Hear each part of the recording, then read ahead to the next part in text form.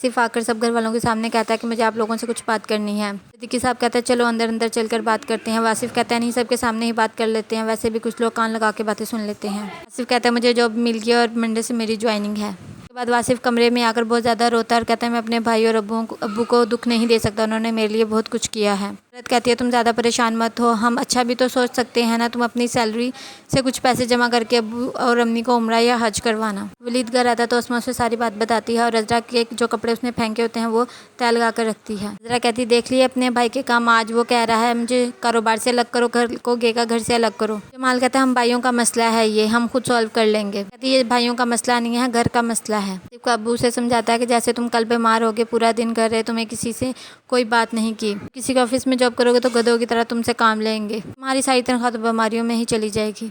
सिर्फ कहता है नहीं अब्बू मुझे जॉब करनी है। तो उसका अब्बू कहता है ठीक है, अगर तुम्हें करनी है तो ठीक है, मुझे कोई इतराज़ नहीं। गुलशन आरा को बताती है कि वासिफ ने अलग होने की बात की, मुझे तो बहुत खुशी हुई, किसी ने तो अलग होने की बात की। मन कहती है वलीद तुम और अस्मा भाभी वासिफ भाई से बात करो। वलीद कहता है जब उसने अब्बू की नहीं मानी तो हमारी क्या मानेंगे। अस्मा को कहता है कब चाय बना दो। अस्मा कहती है मेरे सर में बहुत दर्द है, थोड़ी देर तक बना दूंगी। नसीर कहता है ये ड्रामेबाजी बंद करो। इधर समन ये बातें सुन लेते हैं। वलीद कहता है आप भाभी आप बाहर आए, समन चाय बना देगी। वासिफ को कहता है आओ कैंटीन से कुछ खा लें।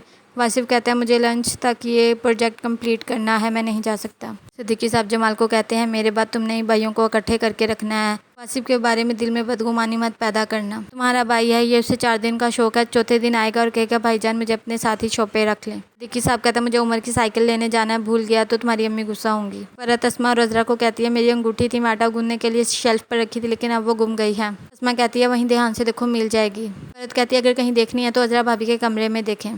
फरहत वासिफ को कॉल करके बताती है। वासिफ कहता है मेरी मीटिंग है, मैं बाद में बात करूंगा। पर आके अपनी मामा को बताती है कि दादा अबू उमर के लिए वैसी साइकिल आए जैसी शाहजेब की है।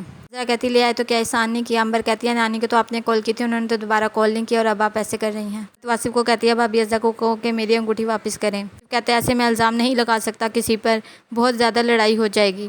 कहती है आप कहेंगे नहीं तो मैं जाकर जमाल भाई को खुद कह दूंगी। आज बेबी बाजी के पास आती है तो वो कहती है मैं तो सोचा था वासिफ की शादी के बाद कुछ रौनक हो जाएगी, लेकिन नहीं, यहाँ तो लड़ाई झगड़े और ज़्यादा बढ़ गए हैं।